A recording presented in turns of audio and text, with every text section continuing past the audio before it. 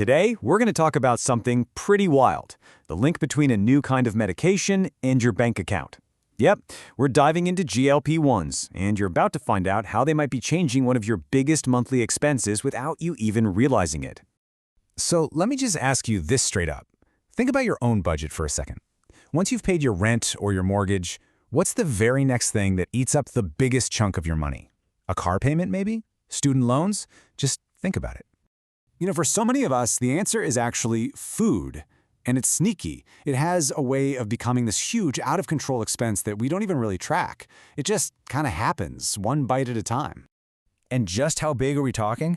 Well, it's not uncommon for a single adult to blow past $1,000 a month on food. I know, that sounds crazy, right? But it happens all the time. So how on earth does it get that high?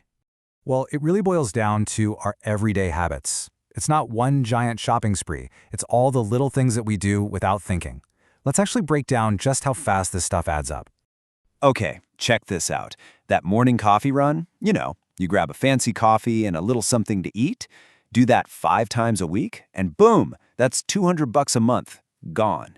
Then you grab lunch out a few times a week. There's almost another $200.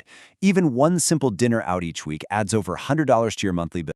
And just like that, we are already at more than $500. And the wild part is, this doesn't even count your groceries yet. This is just the out and about spending. For a lot of people, seeing it laid out like this is a real eye-opener. So this is where we usually think, okay, I need a better spreadsheet, I need more willpower. But what if the answer isn't about being stricter with yourself? What if the key to unlocking your food budget was, well, what if it was biological? And this is where our whole story comes together. We're going to look at this amazing connection between our health and our wealth, specifically through these medications you've probably heard about, GLP-1s like semaglutide or tirzepatide.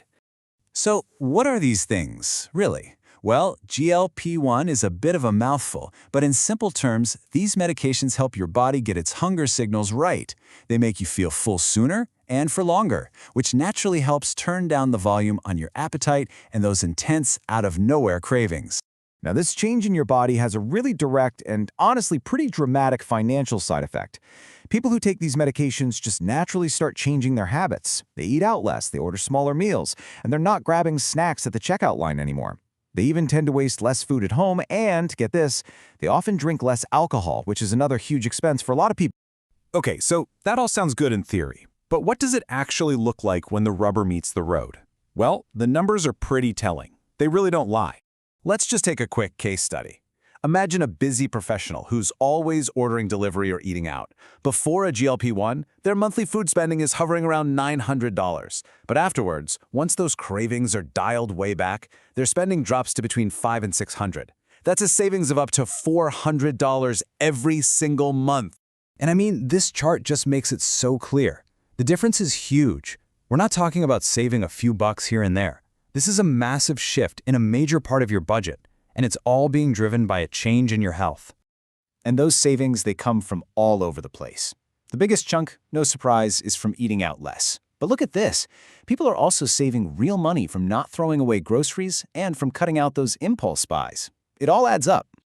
So this really forces us to look at the whole picture differently, right? Instead of just seeing these medications as an expense, you almost have to start thinking of them as a potential investment, not just in your health, but maybe in your finances too.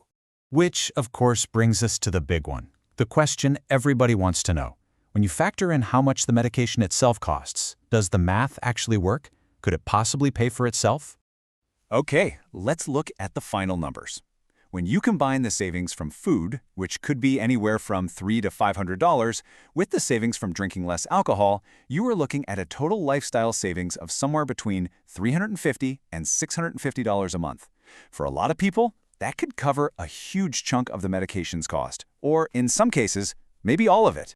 And honestly, the benefits go way beyond your wallet.